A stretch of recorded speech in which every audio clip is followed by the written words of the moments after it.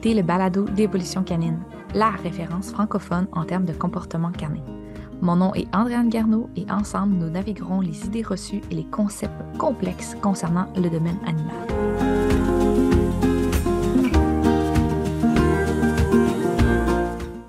On reçoit Charlène Fournier qui travaille dans le milieu de refuge et qui va venir nous parler de la situation post-pandémie.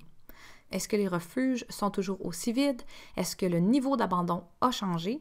Et aussi, quels sont les impacts pour le moment qu'on voit au niveau de la socialisation des chiots, mais aussi sur le comportement depuis qu'on a passé par cette période obscure? Un sujet que vous voulez définitivement pas manquer, alors bonne écoute. Bienvenue Charlène au podcast, merci d'être avec nous. Est-ce que tu pourrais commencer peut-être par te présenter pour ceux qui ne te connaissent pas? Oui, en fait, moi, c'est Charlène Fournier. Je suis technicienne en santé animale là, depuis 2008, puis j'ai aussi une formation comme intervenante en comportement canin. Donc, ça fait à peu près là, une quinzaine d'années que je travaille en refuge. Je m'occupe principalement des adoptions de chiens, puis de la réhabilitation, des placements là, pour les chiens qui ont des besoins plus particuliers aussi.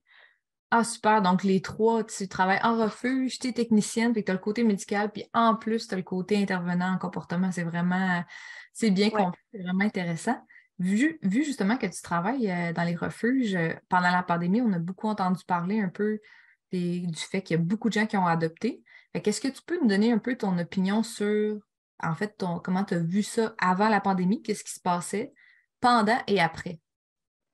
Ouais, ben, en fait, tu sais, le avant la pandémie, tu sais, oui, il y avait des adoptions, mais c'était pas garroché, comme on dit, là, tu sais, c'était vraiment, tu sais, des adoptions avec un rythme régulier depuis plusieurs années, là, tu sais, on avait quelques adoptions de chiens par semaine, quelques abandons aussi, mais tu sais, c'était toujours quand même assez stable, dans le fond, puis quand que la pandémie s'est déclarée, ben là, vraiment, on a eu beaucoup de gens qui ont eu une urgence d'adopter là, fait que la demande était vraiment intense, là, tu sais, il y a aussi beaucoup d'éleveurs qui se sont mis à faire des portées pour répondre à la demande. Fait qu'il y a eu des adoptions vite faites un peu partout. Puis en refuge, ben nous, c'est sûr qu'on recevait là, énormément de demandes de gens qui voulaient adopter, tu sais, même des chiens plus compliqués que d'habitude, ça prenait plus de temps à placer. Là, on avait des demandes pour tous les genres de chiens. Mais il a fallu filtrer comme vraiment beaucoup, puisqu'on avait des gens qui ne réfléchissaient pas nécessairement à long terme, puis que c'était juste comme le mood du moment. Fait que c'est ça. Il n'y a pas eu beaucoup d'abandon pendant cette période-là, mais il y a eu beaucoup, beaucoup d'adoptions. Puis là, le après, ben là, c'est un retour à la réalité un peu dure que là, on passe, c'est ça, de refuges qui sont pleins partout parce que là, les adoptions sont au ralenti. Il y a beaucoup moins d'adoptions que dans les dernières années. Puis là, ça rentre les demandes d'abandon à chaque semaine. C'est assez fou un peu partout. OK, fait que vous avez vraiment parti d'une période, je vais dire stable, mais c'est parce que c'était la base. Après ça, Ouais, la pandémie, ça allait super bien, les refuges se vidaient et là, retour à la réalité. C'est ce qui avait été un peu prédit. On ouais. dit qu'est-ce qui va se passer après la pandémie, puis c'est ce que vous vivez, si je comprends, présentement. Oui, c'est sûr que, tu sais, nous, où est-ce que je travaille, on est quand même un gros refuge, puis on a toujours eu des partenaires, tu sais, pour, mettons, comme avec le MAPAC, avec Chiot Nordique. Fait que, tu sais, on a toujours eu beaucoup de chiens, mais avant, tu sais, justement, nos partenaires de d'autres SPA au refuge qui pouvaient nous aider, ben eux, n'était pas full à rebord tout le temps. Là, on pouvait transférer des chiens, on pouvait s'entraider mutuellement.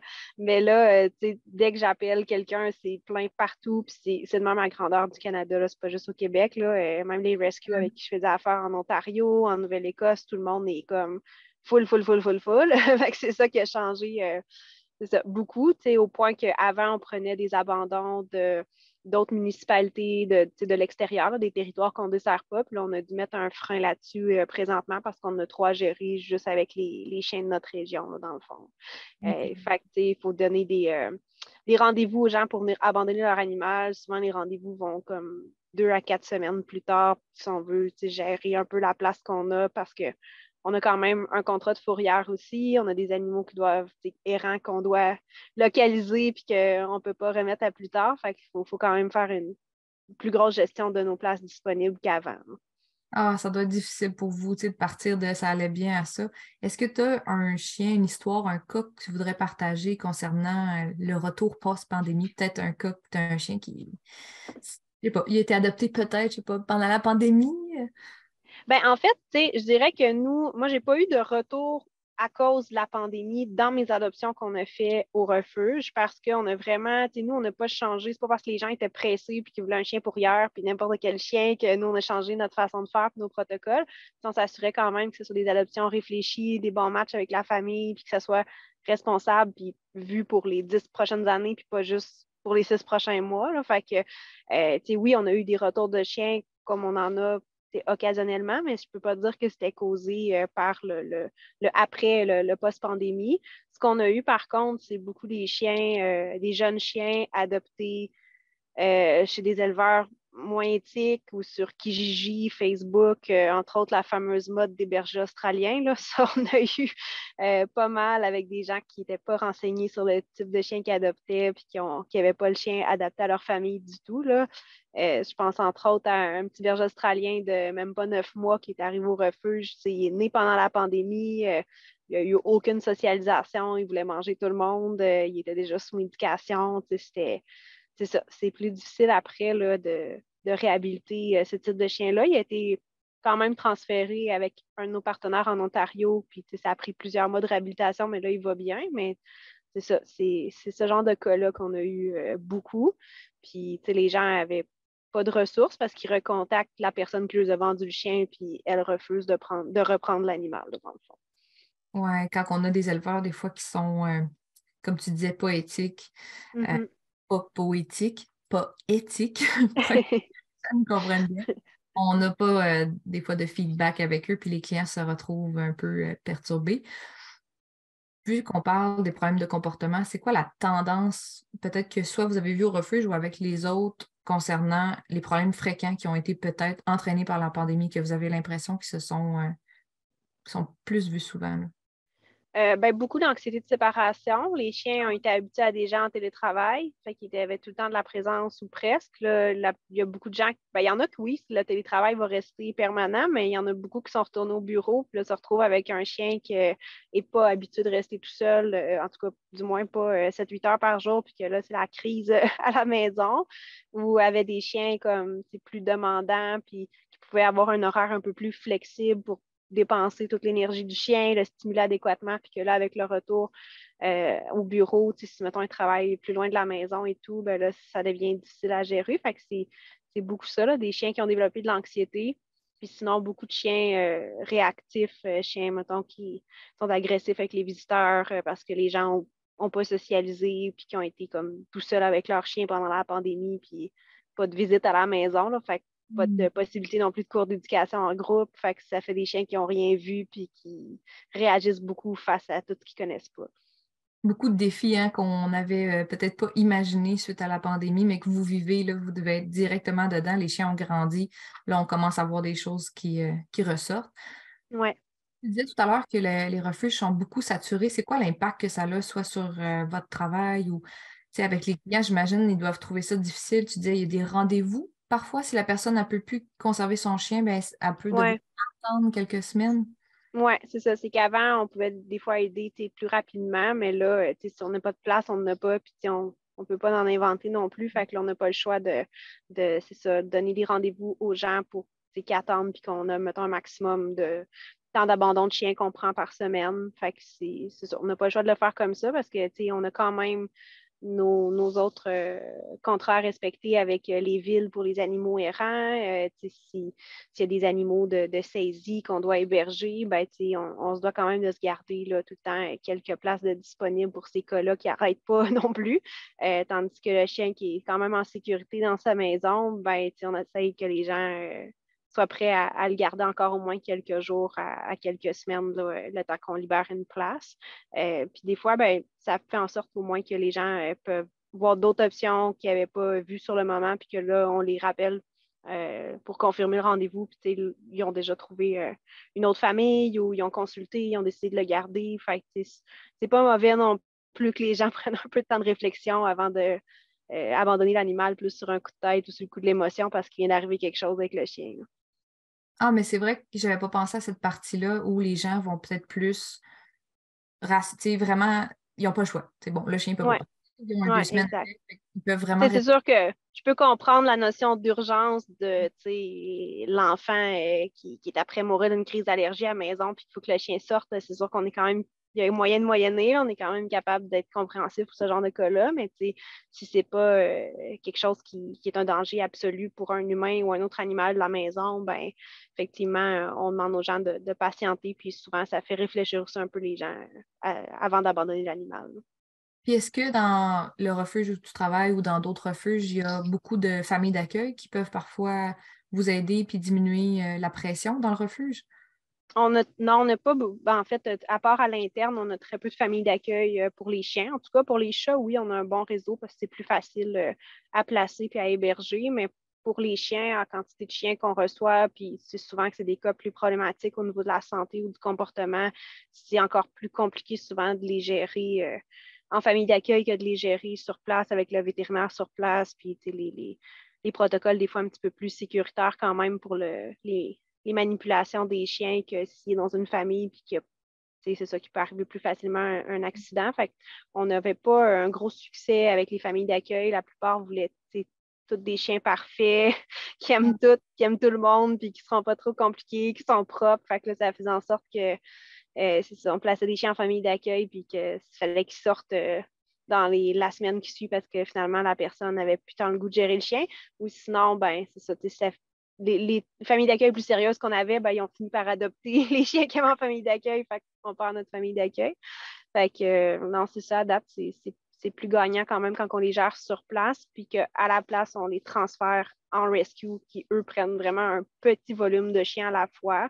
Il y a certains de nos partenaires, là, justement en Ontario, dans les maritimes, ils vont prendre, mettons, pas plus que 8 à 10 chiens de la fois, puis qui ont vraiment des familles d'accueil fiables qui peuvent prendre l'animal puis répondre à ses besoins.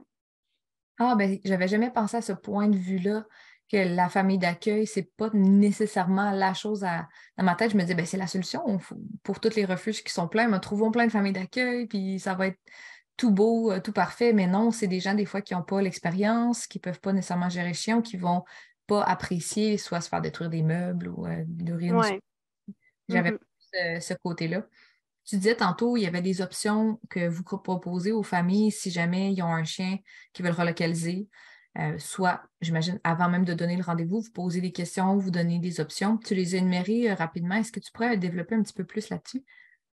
Oui, ben en fait, ben, c'est sûr que si c'est pour un problème de comportement, on suggère beaucoup à ce que les gens consultent un bon intervenant canin puis soient prêts à peut-être travailler un peu sur le comportement de leur chien, consultent leur vétérinaire si ça pourrait être plus une cause médicale, qu'ils soient prêts à débourser là, aussi là, pour leur animal. Mais c'est sûr que si les gens sont vraiment fermés à poursuivre avec leur chien, ben là, à ce moment-là, on va le conseiller là, de regarder dans leur entourage immédiat. Des fois, les gens n'y ont pas pensé, puis ils ont peut-être un ami proche ou un membre de la famille qui connaît bien le chien, qui est prêt à l'héberger, soit temporairement, le temps que la situation se place, ou l'adopter carrément. Là. Puis, ben, oui, c'est sûr que les réseaux sociaux peuvent aider. C'est sûr, tout dépend de comment on présente ça, puis qu'on fait un post, puis qu'après ça, on filtre les familles, les demandes aussi. Mais il y a quand même moyen que les gens soient capables de replacer leur animal par eux-mêmes. Puis c'est moins stressant aussi pour le chien de passer directement d'une famille à une autre, surtout si c'est quelqu'un qui a pu rencontrer avant, qui connaît déjà un petit peu, ben, c'est sûr que ça fait une différence aussi là, pour le stress du chien. Ah, mais j'aime ça, les réseaux sociaux. Si tu dis, comme tu dis, il faut que ça soit filtré, évidemment, pas Ouais. une annonce, puis on prend n'importe qui, mais sans mettre le chien comme une annonce pour dire chien à vendre, premier arrivé, premier servi, c'est plus, ben voici mon chien, voici une description, puis les gens doivent être quand même assez bons pour décrire leur animal. Ils connaissent, ça fait X nombre de mois ou d'années qu'ils sont avec lui. Fait que, il y a peut-être des gens, des partages, le monde dit, ah, mais je veux Mhm. à le prendre, j'aime ça. Ça donne quand même une option au pire, en attendant, si vous donnez un rendez-vous dans 3 semaines, mais la personne, pendant 3 semaines, elle a quand même C'est son ça. application, elle peut filtrer, se dire, ah Mhm. non, c'est trop intense, j'aime pas ça, faire ça, je veux pas, trop dur. Puis peut-être même ça peut l'apporter à réfléchir finalement, je veux pas que mon chien s'en aille. Mhm. Ouais. Mon Ouais, chien. définitivement. Là. Fait que, ce qu'on dit aux gens, c'est sûr qu'un animal qui est stérilisé, ben là, ça, c'est toujours mieux. Là. On ne conseille pas de poster un animal non stérilisé sur les réseaux sociaux puis qui risque de finir pour de la reproduction quelque part. Mais quand ils sont stérilisés, on dit aux gens, ben, faites un post honnête sur ses belles qualités, c'est quoi ses gros défauts. S'il a déjà mordu, dites-le. C'est important d'être honnête et d'être 100% transparent par rapport à ça. Puis de dire, bon, mais ce serait quoi le milieu de vie idéal pour votre chien, puis tenez-vous-en à ça après ça quand vous allez filtrer les familles.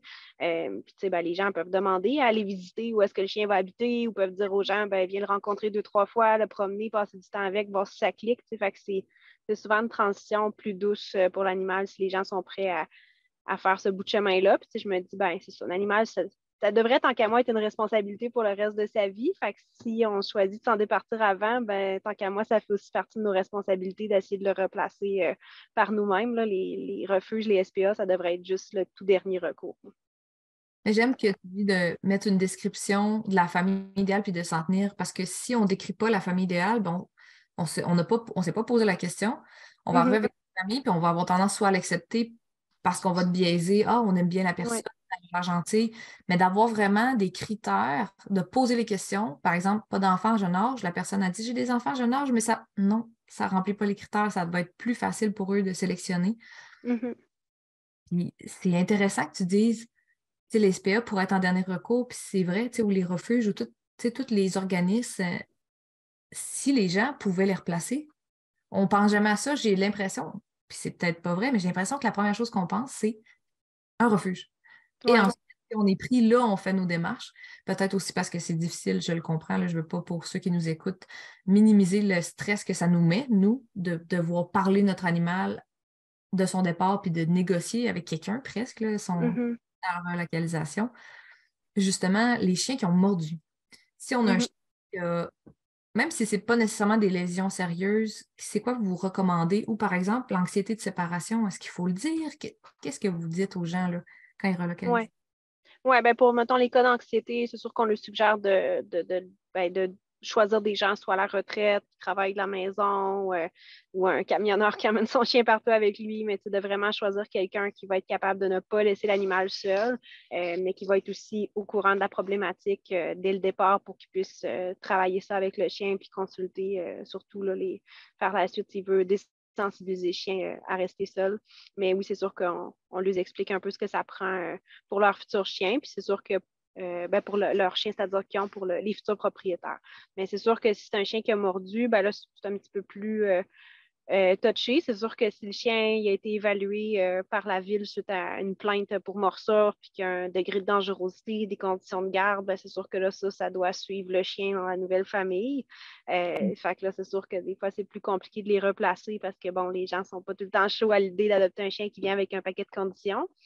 Mais si c'est des lésions minimales, si c'est au sein de la famille ou qu'il n'y a pas eu de plainte, ben, il faut quand même que les gens soient honnêtes sur ce qui s'est passé. Mais à ce moment-là, le chien, généralement, n'est pas tagué puis il n'y a pas de conditions à respecter là, avec la ville. Fait qu'on s'assure juste que les gens comprennent bien ce que ça prend pour leur chien. Donc, s'ils n'aiment pas les autres chiens ou qu'ils n'aiment pas les enfants, ben, qu'ils s'assurent de pas le replacer avec une famille qui dit ah ben moi mon chien il est super gentil puis ça va bien aller mais que dans le fond leur chien ne s'entend pas avec la majorité des chiens, ben on lui dit de juste pas prendre de chance là-dessus puis de pas y ajouter un autre historique de morsure à son actif pour rien, là, de juste comme jouer safe, placer pas de chien ou pas de chat.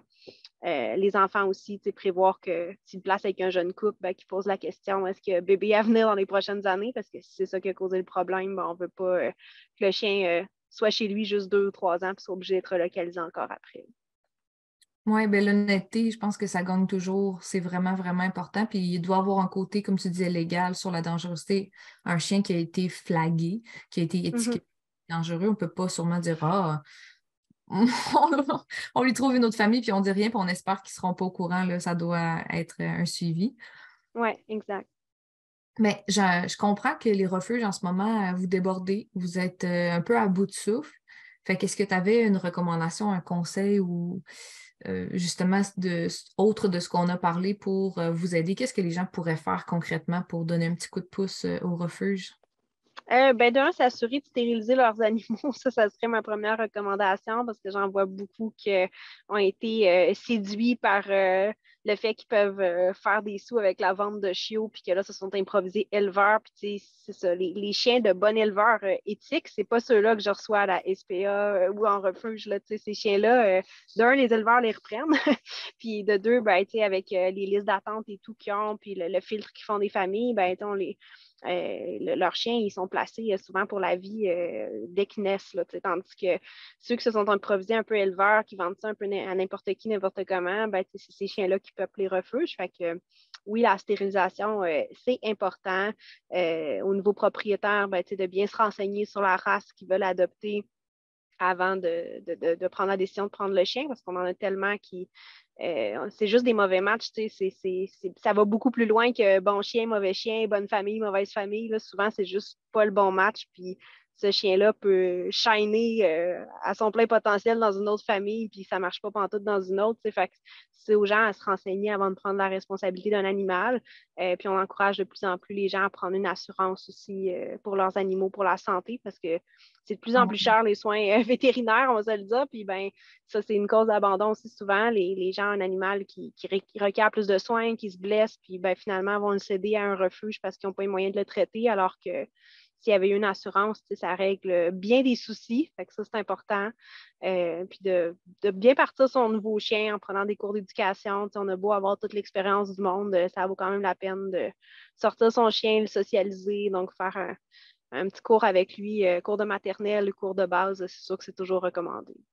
Ah, super. Ben, ça donne vraiment des bonnes bases pour que les gens diminuent peut-être un peu la pression sur les refuges éventuellement. J'imagine que ça va reprendre quelques années. On va voir la tendance future. J'ai bon espoir. J'ai bon espoir que la pandémie a brassé un petit peu. On a eu beaucoup d'adoptions. Là, bon, ça déborde, mais je pense qu'on va s'adapter. C'est des up and down, je le souhaite. Si, en tout cas, ça peut retourner au moins avant la pandémie. Déjà là, j'imagine que c'est un petit peu plus évident. Vous saviez à quoi vous en tenir. Merci d'avoir passé ce temps-là avec nous. Merci d'avoir répondu à mes questions, d'avoir renseigné nos auditeurs, auditrices. Merci de votre écoute. Merci d'aller vous abonner à notre chaîne. Et pour tous ceux qui travaillent dans le milieu de refuge, restez à l'affût car d'ici quelques semaines, on va lancer un cours en ligne gratuit pour les gens qui travaillent et qui sont employés dans les refuges, qui va vraiment vous donner plein d'outils pour faciliter votre travail, faciliter aussi l'intégration des nouveaux employés. Donc, restez à l'affût et n'hésitez pas à nous écrire à info@commercialdemaindemaître.ca pour plus d'informations.